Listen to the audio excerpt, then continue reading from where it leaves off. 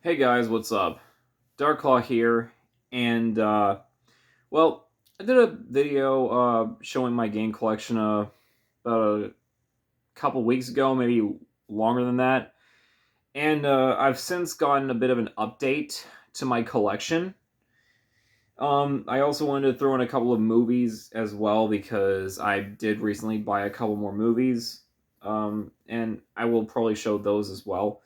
But anyways, I've added a fair few amount of games to my collection, I thought those were some pretty good pickups. So I wanted to show you all a small update to what I currently own. So, anyways, starting off with the oldest game pickup, uh, Romance of the Three Kingdoms 2 on the Super Nintendo.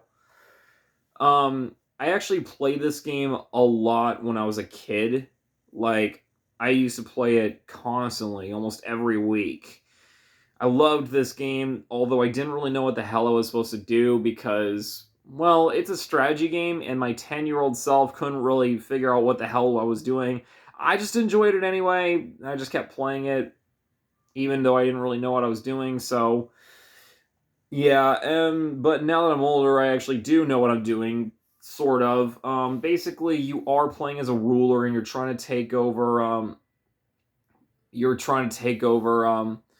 all the various provinces in China and all that, and trying to get your dynasty going and stuff like that. It's I do think it's a fun game, but it's not for everyone. It's a very complicated game. It's a strategy game, so it might turn off some people. But I do enjoy this game. I still think it's pretty fun. Now for next game I've recently picked up, which is Final Fantasy Anthology. I wanted this because this collection contains FF5 and 6, which I'm a Final Fantasy fan, and as you've seen in my collection video, if you have seen it, I have a bunch of the games in the series, but I didn't have this one yet, and now I do. This is basically the cheapest way to own FF5 and 6, if I'm being honest. I mean, many say that the PS1 versions of FF5 and 6 are considered the worst. I personally don't agree on the front of Final Fantasy V. I mean, it is a little slower than the GBA version, but I still thought it was a pretty decent port, all things considered. Although the music definitely took a bit of a hit there due to messy sound emulation. I enjoyed it. The translation's kind of bad though, but I think it's a decent port. I haven't really gotten much in. I haven't really touched FF6, at least on this version though, and that's mostly just because I've been playing the Pixel Remaster version on PC. Um, since it came out, and I've been playing through 6 quite a bit, and I really enjoyed it so far. It's a great game. Um, but I do want to try and play through the PS1 version here to see how it compares. It probably might be worse. Probably a rougher port, but who knows? I might enjoy it. You never know. But I'm just glad to have FF5 and 6 in my collection now. Next up, I got a few new Dreamcast games. Now I want to put in a very quick disclaimer here. I did get a couple of repros because Dreamcast games are very expensive at the moment. So I feel like the only way I can get some of these games right now without spending a shitload of money is by getting repros. And the Dreamcast security is pretty weak, so I don't really have to do much in order to get these games to work. So I did get a couple of repros as a result. And they work. They actually work quite well. I'll show those in a moment, but the first one I got is Soul Calibur. This is actually a real game. This is an authentic game. Um, I paid like $40 for this, which for a Dreamcast game isn't too horrible. This is probably the most expensive Soul Calibur game I've ever bought. Every other Soul Calibur game I've bought up to that point, let's see, I bought SC2 in a triple pack for $20 on PS2. I bought SC3 for 10 on PS2. I bought. Actually, no, I got SE4 as a birthday gift when I was 16, but the game is not super expensive, anyways. I bought SE5 for $20, I think, either 20 or 30. I'm not quite sure. And I bought SE6 for 30. This I bought for 40. So this is easily the most expensive game in the series I've bought, and the only reason is simply just because it's a game that hasn't really been ported a ton. I mean, you've got the arcade version, you got this, and then you've got the Xbox 360 version, which is digital only. I don't even know if it's available on Xbox One, but I'll have to look and see. But anyways, of course, considering I have a Dreamcast now, it's a game that I had to own. Not just because I'm a fan of the series, but also because it is a quintessential game for the system. It's a great game, too. I really enjoyed this one a lot more than I expected to. I can see why so many people herald this as one of the best fighting games ever made on the system, let alone one of the best Soul Calibur games ever made. It's a really fun game. It's not clunky. It plays fluidly, it plays very smoothly. It still looks really good for a game released in 1999. There's lots of modes to choose from, and there's plenty of unlockables, which is really cool. So, yeah, I really miss when the Soul Calibur games used to do that. Nowadays, it's not really what it used to be. I do think Soul Calibur 6 was a huge step above 5, though, but still. I'm just glad to have this in my collection. Now to get Soul Blade. And now for the repro games for the Dreamcast, which are Capcom vs. SNK and Marvel vs. Capcom. Now, I did a review of the PS1 version of Capcom vs. SNK back in 2019 or early 2020. I can't remember which. I think it might have been 2019. And I said before that I actually really enjoyed this port despite its cutbacks. It may not have been quite as good as the Dreamcast version, but I still enjoy it even when taking off the nostalgia goggles. To me, I think out of all the PS1 versions of Dreamcast games or arcade ports of that caliber like that, I feel as though CVS was one of the better ones because it actually played quite well. The animation frames were not as heavily chopped as MVC1 on the PS1 was. It also still had a lot of the same charm that the original game did. It was just downscaled, and it did have longer loading times, but I didn't really mind that too much. I never found the loading times on the PS1 version to be that bad. But this is definitely a world of difference on the Dreamcast version because this one does look really good, with all these impressive graphical effects, and the controls are quite good. It feels nice to play. I initially didn't like the Dreamcast controller at first when I picked it up, but after playing it a few more times, I got more used to it, and now I actually really like the Dreamcast controller, although I do think it's a weird-looking controller, to say the least. I mean, especially for the fact that the fucking cords are located on the bottom of the controller as opposed to the top, which is very weird. But you kind of sort of can mitigate this by that little, hole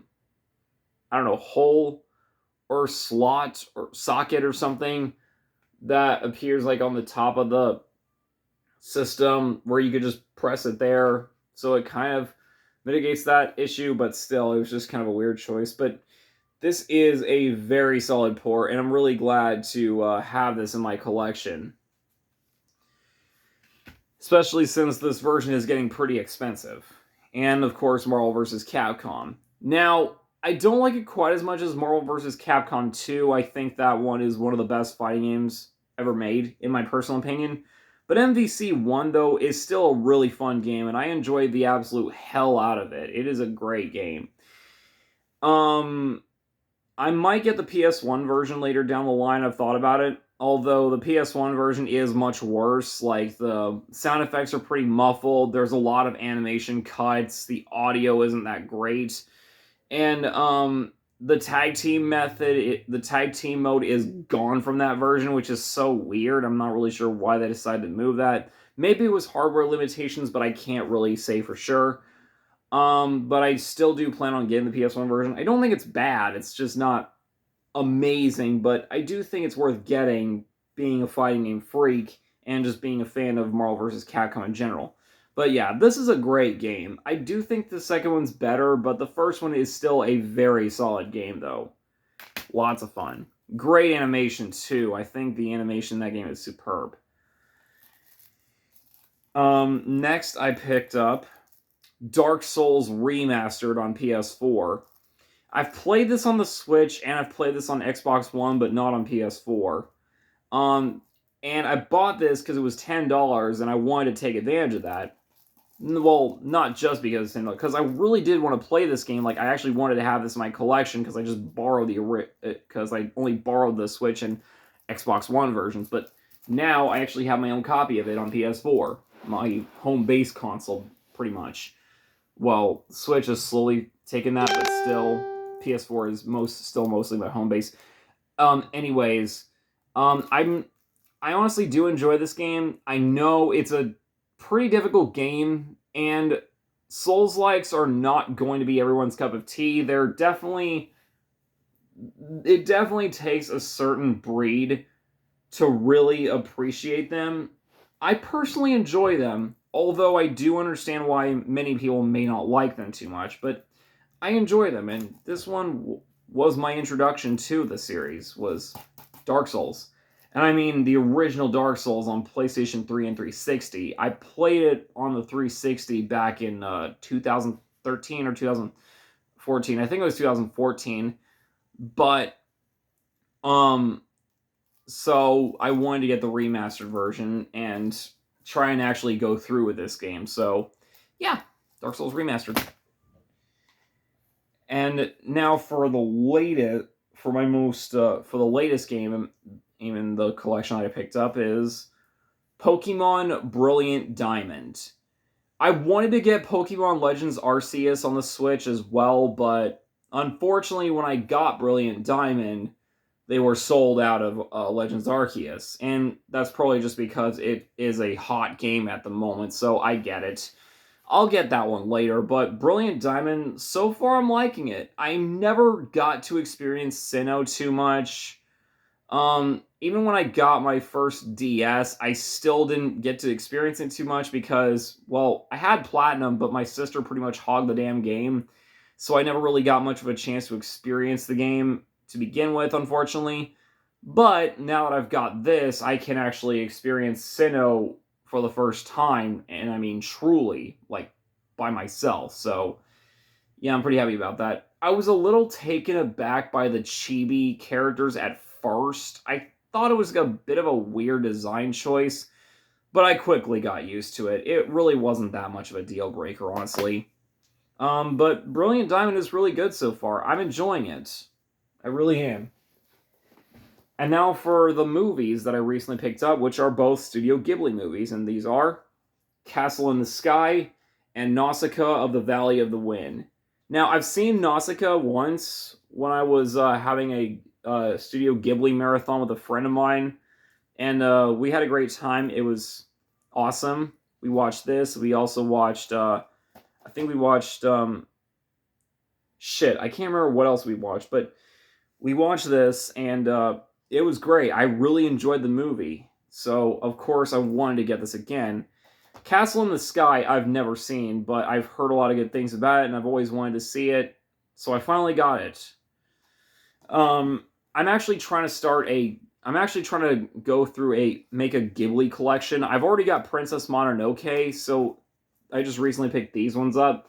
So now I'm at 3. I'm trying to get most of them. I don't think I'm going to be able to get all of them, but at least most of them. You know, like My Neighbor Totoro, Spirited Away, Kiki's Delivery Service, My Neighbors the Amadas, Ponyo, The Secret World of Arrietty or Life of Arrietty, whichever one was. The Wind Rises, Grave of the Fireflies, all that good stuff.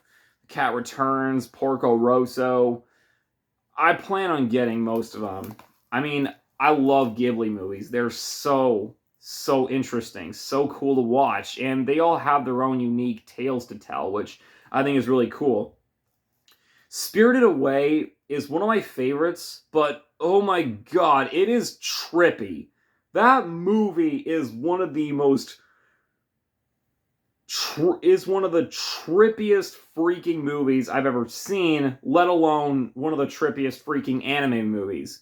For a movie that was aimed toward a younger audience, kind of sort of, it's freaking nuts at times. Like, they went all out with the animation on that one. There's a lot of weird shit in that movie. It's a great movie, though. It is absolutely a treat to watch, but it's not exactly for those that can't handle intense imagery like that. But I love that movie. And My Neighbor Totoro is an utterly cute movie as well. I love that one too. But Princess Mononoke, though, is my top favorite.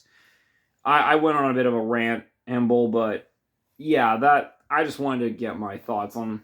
I just wanted to bring my brief thoughts on Ghibli movies out there. I just think they're just so much fun to watch. Anyways, so these are my recent pickups. I hope you guys enjoyed the video. And I don't know what my next video is going to be, but hopefully I can come up with something interesting. And if not, I'll probably just do a collection video again. And this time, my movies, what I have on VHS and DVD and Blu-ray, that sort of shit. But anyways, thank you guys for watching, and I'll see you guys next time. Take care.